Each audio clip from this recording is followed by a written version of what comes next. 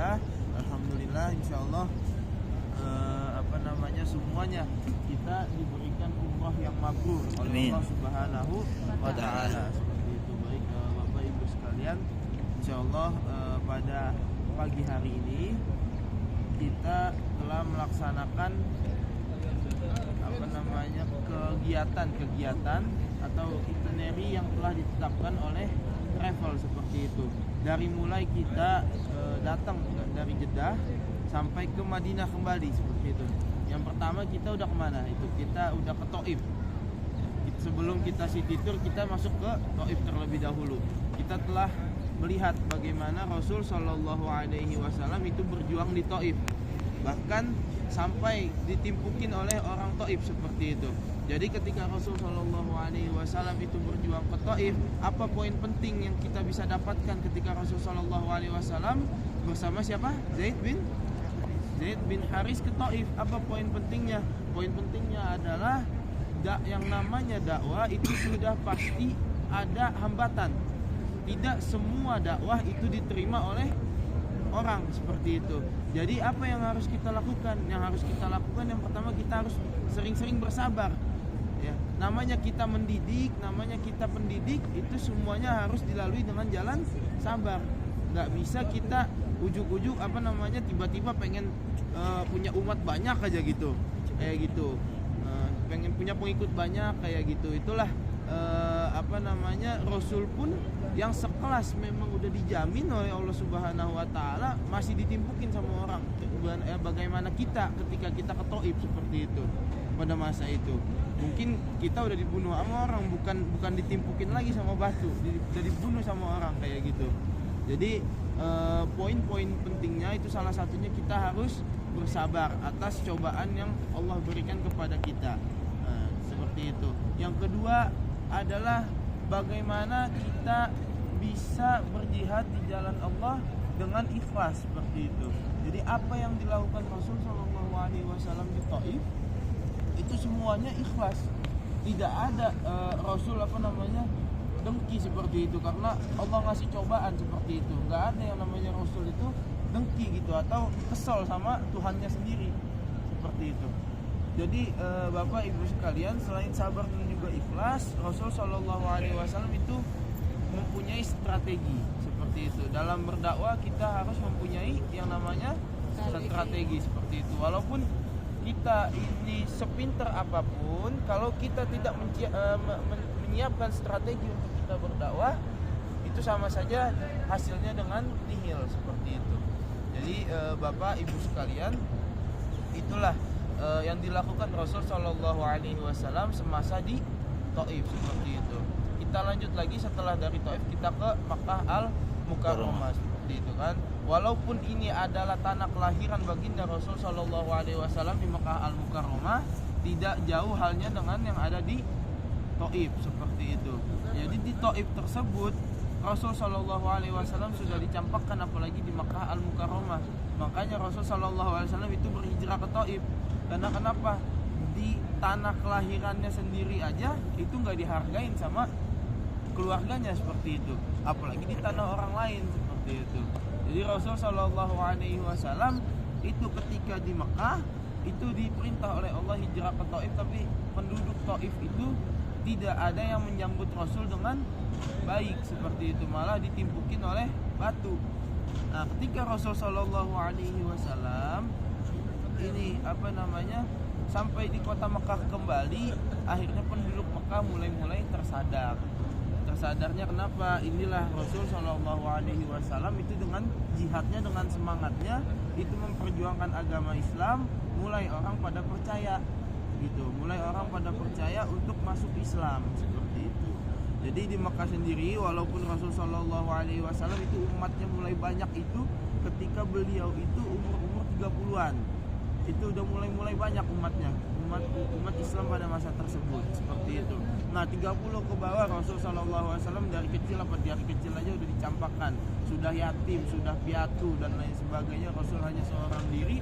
Itulah Rasul Shallallahu Alaihi Wasallam berjihad untuk menyebarluaskan agama Islam seperti itu. Ya, udah mulai tidur lagi ini. Kusyuk. Enggak, tenang, enggak. Lagi serius malah jadi ketawa. Jadi Bapak Ibu sekalian, itulah selain poin-poin penting kita dalam menjalankan ibadah kita harus sabar dan juga harus ikhlas. Yang ketiga, kita harus mempunyai ilmu seperti itu. Jadi Rasul Shallallahu Alaihi Wasallam itu berdakwah dengan ilmu. Dengan 3 hal ini kita harus berdakwah: sabar, ikhlas, ilmu seperti itu. Jadi Bapak Ibu sekalian, itulah poin-poin penting dari Rasul Shallallahu Alaihi Wasallam. Dari kita yang kemarin kita ziarahin itu ada Taif dan juga Makkah seperti itu. Dan kita masuk ke fase Madinah seperti itu.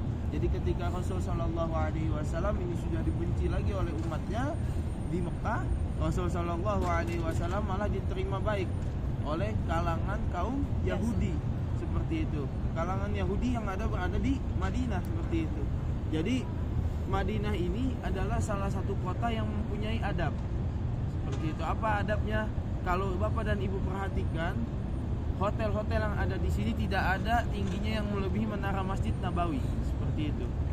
Hotel-hotel yang ada di sini paling tinggi itu lantai 14 atau 15 seperti itu. Nggak ada yang melebihi tinggi menara Masjid Nabawi. Itulah bentuk adab. Kalau kata guru saya Maulana Sya'ala itu, kenapa hotel-hotel di Madinah itu lebih beradab katanya. Kenapa saya mau di hotel Madinah itu ditinggalin di paling atas seperti itu, di lantai 15. Seperti ini, waktu itu hotelnya di sini, di Taiba yang suite ini, bukan Taiba yang smart, ini di sini, di sampai lantai 15.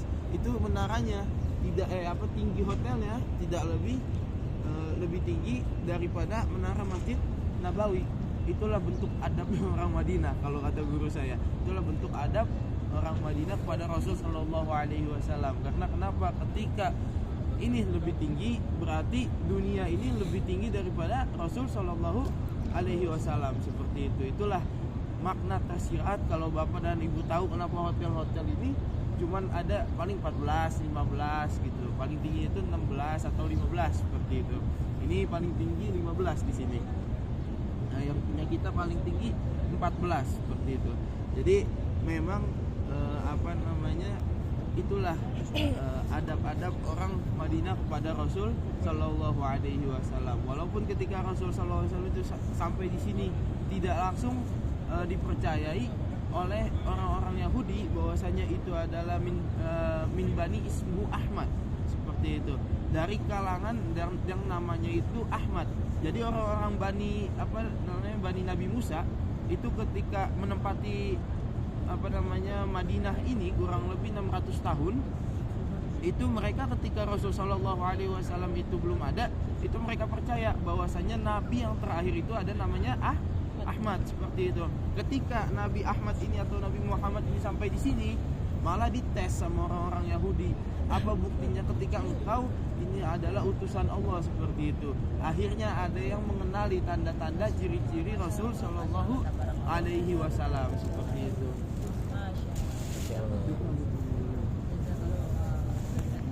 Sallallahu Alaihi Wasallam itu ya tadi sampai mana sih ngomong?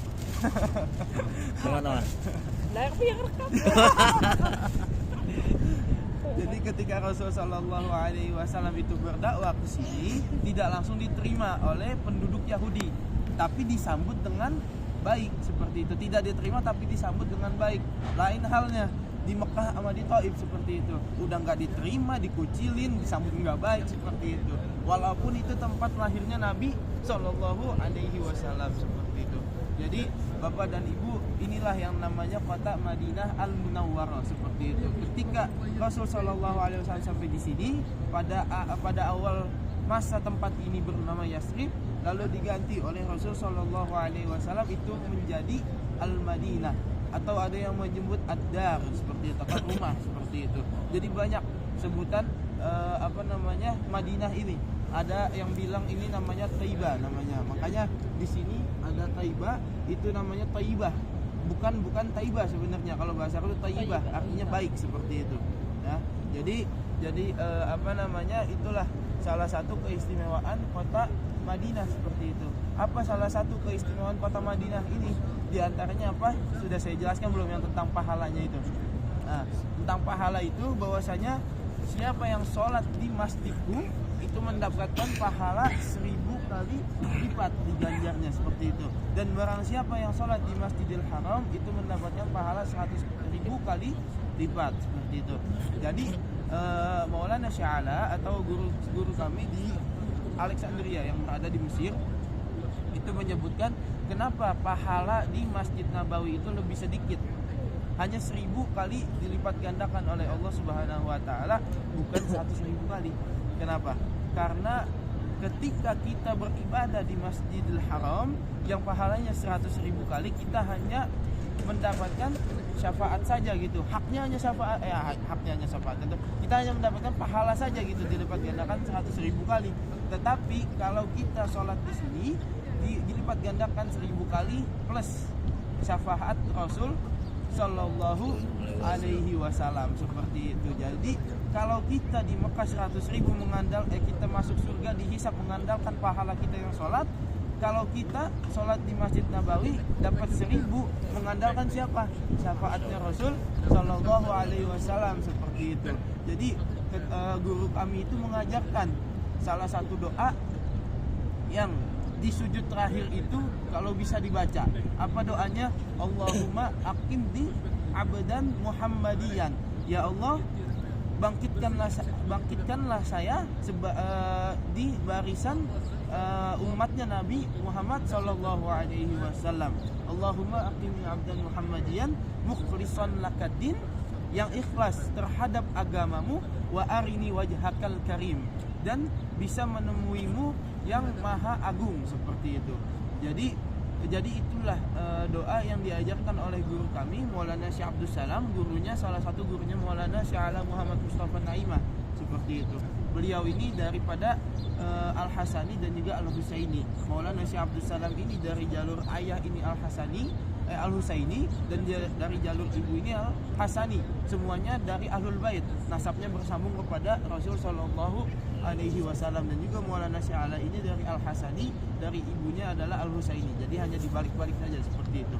Jadi dua orang ini atau dua orang pemuka agama ini yang ada di Alexandria ini semuanya bernasab kepada Rasul Sallallahu Alaihi Wasallam. Jadi diajarkan oleh guru kami apa? Allahumma aqimni abdan Muhammadiyan mukhlishan lakaddin wa arini wajhakal karim seperti itu. Dan juga diajarkan lagi oleh guru-guru kami seperti itu. Apa yang diajarkan? Yang kemarin saya ngasih ke bapak dan ibu di Taif. Allahumma bihaqqi sayyidina Muhammad arina wajha sayyidina Muhammad halan wa ma'alan. Itu adalah fadilah-fadilah yang memang tidak kita ketahuin asrornya atau rahasianya, sir-sirnya seperti itu. Tapi bisa kita rasakan seperti itu kalau kita dawamkan atau kita amalkan, dan juga secara sesama seperti itu. Kita amalkan secara baik setiap hari seperti itu, sehari 70 kali minimal. Kita sholawat, pakai sholawat Allahumma bihaqqi sayyidina Muhammad arina wajha sayyidina Muhammad halan wa ma'alan seperti itu. Jadi itulah. Iya, nggak apa-apa.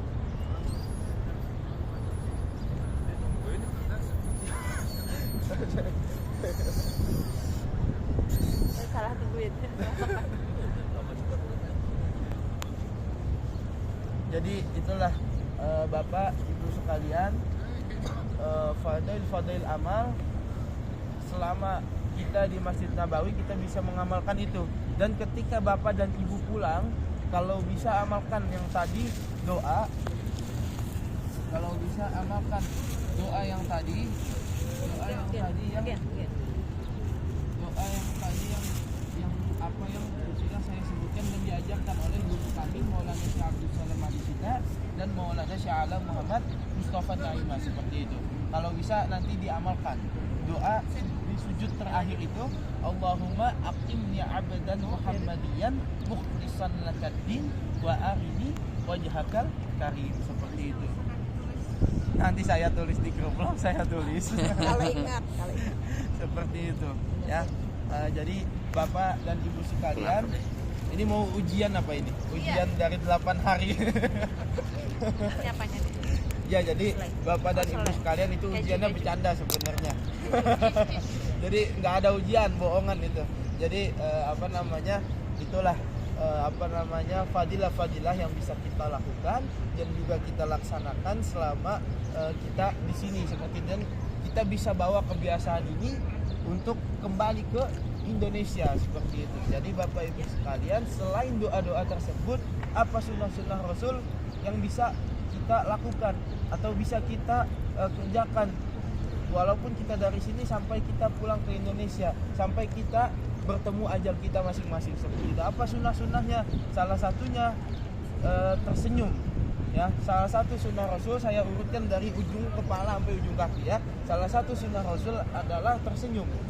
Ketemu siapapun itu kita tersenyum. Ya. Yang kedua apa? Alfus salam wa at'imut ta'am wasilul arham seperti itu. Jadi apa? Ada 3 langsung tuh. Ya, alfus salam. Kita saling bersalam atau kita saling menebar kebaikan seperti itu. Wa at'imut ta'am seperti itu yang dilakukan oleh orang-orang tadi orang mana lagi tuh? Nah, orang-orang Kazakistan kayaknya orang-orang Tantan pokoknya nih. Nah, itu apa? At'imut ta'am, saling memberikan makan seperti itu. Ya, saling memberi tetangga mau siapa itu saling kita beri makan seperti itu. Siapa yang lebih hak atas harta kita? Siapa yang pertama selain keluarga kita? Setelah keluarga kita siapa?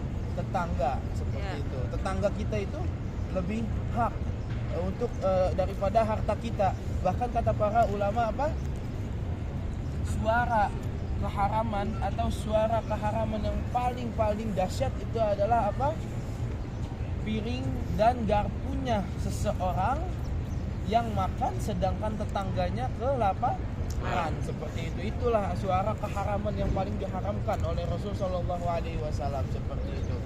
Jadi Bapak dan Ibu, alfus salam wa at'imut ta'am wasilul arham seperti itu. Silul arham ini apa? Kita menyambung silaturahmi seperti itu.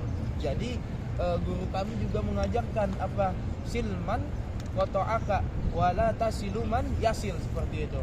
Jadi sambung silaturahmi itu kepada yang memutuskan silaturahmi kepada engkau, bukan engkau menyambung silaturahmi sesama orang yang sudah tersambung seperti itu.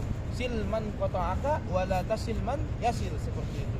Jadi itulah 3 tadi, alfus salam wa at'imut ta'am wasilul arham seperti itu. Jadi seperti itu. Apalagi sunnahnya? Sunnahnya adalah kita bersiwak seperti itu. Siwak itu adalah sunnah daripada Rasul Sallallahu Alaihi Wasallam seperti itu. Jadi Rasul ini adalah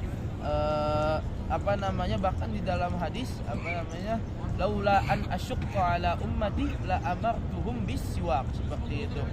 Seandainya siwak ini tidak memberatkan umatku, maka sudah aku suruh dan sudah aku wajibkan untuk bersiwak seperti itu. Jadi hukumnya siwak ini di dalam sholat atau sebelum sholat itu adalah sunnah muakkad seperti itu. Jadi sunnahnya itu ditakkid seperti itu. Hukumnya siwak itu beberapa ulama fikih itu mengajarkan laula an asyqa ala ummati la amartukum bisiwak seperti itu. La amartuhum bisiwak. Seandainya siwak ini tidak memberatkan umatku, maka aku akan suruh atau untuk mewajibkan untuk bersiwak seperti itu. Jadi siwak ini adalah sunnah. Jadi Bapak dan Ibu sekalian, kalau mau memakai siwak gimana? Makai siwak itu dari atas dulu. Dari gigi sini sebelah kanan atas pindah ke kiri. Dari kiri ke bawah. Dari bawah ke kanan. Jadi dia muter. Mulai dari kanan selesai di kanan bawah. Kanan atas mulai, kanan bawah mulai. Jadi bukan kayak gosok gigi yang semau kita aja dari tengah dulu kayak terserah gitu kan. Jadi pakai siwak itu juga ada caranya seperti itu. Pakai siwak itu dari kanan. Dari kanan atas itu pindah ke kiri, dari kiri bawah pindah ke kanan bawah seperti itu. Jadi berakhir hanya di kanan bawah seperti itu. Jadi Bapak Ibu sekalian, selain siwak, apalagi selain siwak turun ke bawah sedikit apa? Memakai pakaian gamis seperti itu. Jadi gamis ini selain tradisi orang Arab adalah sunnah Rasul Sallallahu Alaihi Wasallam. Jadi selain memakai gamis ada lagi apa? Selain memakai gamis ada kita memakai sorban seperti itu. Sorban ini daripada sunnah Rasul Shallallahu Alaihi Wasallam. Jadi jangan minder ya kalau dibilang orang ngapain sih pakai gamis mulu gitu di Indonesia tuh. Biasanya kan ada yang bilang tuh pakai gamis, pakai sorban. Ngapain sih pakai gamis, pakai sorban mulu, udah kayak kadrun katanya gitu kan, kadal gurun gitu kan. Apa? Kadrun gitu. Balikin aja kalau orang bilang kayak gitu. Lalu ngapain sih pakai inian, pakai apa namanya? Pakai lepis, pakai inian. Gue yang pakai, lu yang ribet kayak gitu kan. Gue yang masuk surga, gue yang ngejalanin perintah Rasul, lalu masuk mana kayak gituin aja. Tapi jangan bilang masuk neraka kayak gitu, nggak boleh kayak gitu. Kita nggak boleh menghakimi seseorang seperti itu, ya kan? Jadi itulah tambahan pahala lah istilahnya seperti itu. Jadi sunnah ini adalah apa kalau di dalam usul fiqh, sunnah ini adalah dikerjakan kita mendapatkan pahala, tidak dikerjakan kita tidak mendapatkan dosa seperti itu. Jadi Bapak dan Ibu sekalian, selain gamis, selain apa namanya sorban, itu kan. Jadi Bapak dan Ibu sekalian itulah kurang lebih sunnah-sunnah Rasul Sallallahu Alaihi Wasallam. Sebenarnya masih banyak lagi. Belum kita kaji yang namanya sifatul Rasul Sallallahu Alaihi Wasallam. Mulai dari bagaimana Rasul Sallallahu Alaihi Wasallam itu berjalan seperti itu. Jadi Rasul Sallallahu Alaihi Wasallam itu ketika berjalan itu tidak bunyi, ya, bukan apa namanya kalau sendal biasanya itu cetak gitu ya, ada bunyinya gitu kan. Jadi Rasul Sallallahu Alaihi Wasallam itu ketika berjalan itu halus seperti itu. Dan ketika berjalan Rasul Sallallahu Alaihi Wasallam itu tanahnya seketika lunak. Ya tapi ini bukan sunnah seperti itu. Itulah mujizatnya Rasul Sallallahu Alaihi Wasallam ya, bukan sunnah. Jadi ntar kalau kita sunnah mentang itu kita cari tanah aja tuh biar nyeplak aja tuh kaki kita gitu kan. Dikata ini sunnah gitu kan. Maunya jalan di tanah aja. Lantar kalau lagi hujan blok semua sepatu kita berat seperti itu kan. Jadi nempel tanah semua jadi seperti itu ya. Jadi itulah sunnah Rasul SAW. Itu salah satunya apa? Ketika berjalan itu tidak ada suaranya seperti itu. Jadi tenang gitu. Tidak berisik gitu kalau jalan seperti itu. Jadi itulah keagungan Nabi Shallallahu Alaihi Wasallam. Jadi nanti insya Allah kalau misalkan sebenarnya kalau ada umur nanti insya Allah saya share kitabnya, namanya Ufukul Azamatul Muhammadiyah seperti itu. Itu namanya ada salah satu kitab full itu kurang lebih ada 780 halaman. Ya, itu kurang lebih itu dikarang oleh siapa? Maulana Syekh Abdul Salam Alisita. Isinya apa? Dari A sampai Z tentang Rasul Shallallahu Alaihi Wasallam berikut dengan doa-doanya. Seperti itu, dan itu sedang proses terjemahan. Yang menerjemahkan siapa? Yang menerjemahkan adalah kami ini murid-murid beliau seperti itu. Jadi nanti akan kita terjemahkan ke dalam bahasa Indonesia dan akan kita cetak dan kita perluas seperti itu di Indonesia. Jadi insya Allah nanti Bapak dan Ibu semoga semuanya bisa menikmati kitab-kitab tersebut gitu. Amin. Jadi insya Allah kurang lebih proyeknya berapa tahun lagi, kejar tayangnya itu masih 3 tahun lagi seperti itu. Lama banget Tat. Jadi menerjemahkan kitab-kitab ulama itu tidak seperti kita menerjemahkan dari kitab itu ke Google seperti itu. Jadi kita bukan memakai Google terjemahannya, tapi memakai kita talaki. Sistem kita menerjemahkan apa yang diberikan yang ada di dalam kitab ini, sistemnya talaki seperti itu. Jadi kalau Maulana Syekh Abdul Salam itu tidak ngaji, ya udah kita libur dulu berarti terjemahannya gitu kan. Jadi kalau Maulana Syekh Abdul Salam itu digas ngaji terus dikaji terus kitabnya itu sambil kita terjemahin ke dalam bahasa Indonesia, karena kita menghindari pemikiran kita sendiri kepada Rasul Sallallahu Alaihi Wasallam, apalagi kita menerjemahkan kitab yang sudah dibikin oleh guru kita Maulana Syekh Abdul Salam dengan kata-kata kita sendiri seperti itu, tanpa ada penjelasan dari beliau. Itulah yang dihindarkan oleh murid-muridnya beliau seperti itu. Jadi itulah Bapak dan Ibu sekalian, insya Allah nanti kurang lebih masih ada proyeknya itu 3 tahunan lagi lah seperti itu ya. Jadi semoga insya Allah kita semuanya panjang umur, sehat walafiat, kembali ke Indonesia kita lebih bermanfaat. Untuk orang banyak, untuk negara maupun untuk keluarga seperti itu. Jadi Bapak dan Ibu sekalian, inilah perjalanan Bapak dan Ibu sekalian kurang lebih 8 hari. Ya, semoga nanti Allah rezekikan kita kembali lagi ke sini. Nanti kita ziarah wada ke makam Rasul Sallallahu Alaihi Wasallam. Nanti kita minta sebanyak-banyaknya. Di situlah Rasul Sallallahu Alaihi Wasallam bahwasanya apa? Setiap pagi malaikat turun dari mana? Baitul Ma'mur ke mana? ke Qubbatul Hadra seperti itu, atau ke Ghurfatus Syarif yang ada di depan sana, yang kubah hijau. 70.000 malaikat itu mengebaskan sayapnya bersolawat kepada Rasul Shallallahu Alaihi Wasallam seperti itu. Dan ketika waktu menjelang sore itu malaikat semuanya naik ke atas, ditukar lagi malaikat yang lain sebanyak 70.000 datang mengibaskan sayapnya menaungi makam Rasul Shallallahu Alaihi Wasallam seperti itu. Jadi Bapak dan Ibu sekalian, salah satu tempat mustajabnya itu ada di depan makam Rasul Shallallahu Alaihi Wasallam. Walaupun kita tidak masuk, setidaknya kita bisa melihat di depan langsung makam Rasul Shallallahu Alaihi Wasallam seperti itu. Jadi Bapak dan Ibu sekalian, insya Allah kita setelah ini kita sholat syuruk dulu, kita jamaah ya. Saya izin mimpin ya sholat jamaahnya ya. Nanti sholat syuruk 2 rakaat. Nanti setelah syuruk kita baca waqiah. Ada jauh ya di sini ya. Al-Waqiah ya, Mia. Baca waqiah ya. Ada di HP, ada di HP. Ada HP ya. Quran bawa. Nanti setelah kita baca waqiah baru kita sholat duha ya, seperti itu ya. Jadi Bapak dan Ibu sekalian, itulah perjalanan kita 8 hari. Jadi insya Allah nanti kalau Bapak dan Ibu sekalian ingin menanyakan apapun kepada saya, selama saya bisa menjawab, saya jawab seperti itu ya.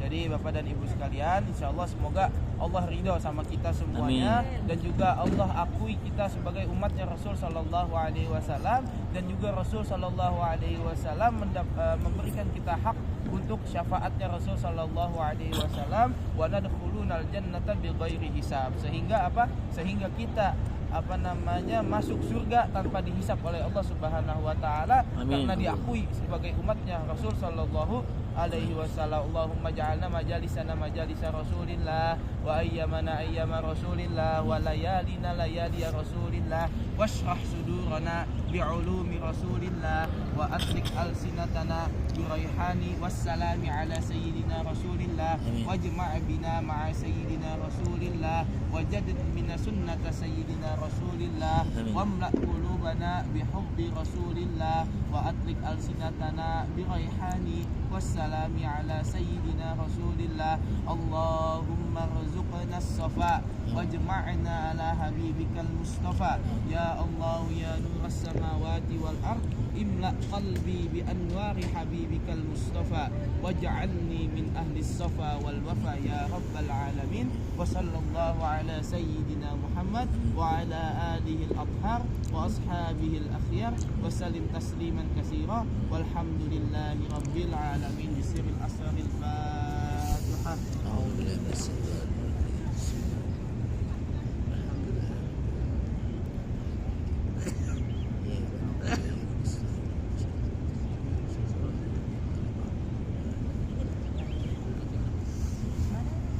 Ada yang mau makan nggak, Pak? Ada yang mau? Bah, ada yang mau ini nggak? Nah, jadi ditinggal itu. Iya. Udah kita sarapan aja dulu, ini sambilan. Ini apa? Ini siapa yang mau? Iya. Duduk di sini, balik sini. Kalau nggak tuh balik sini.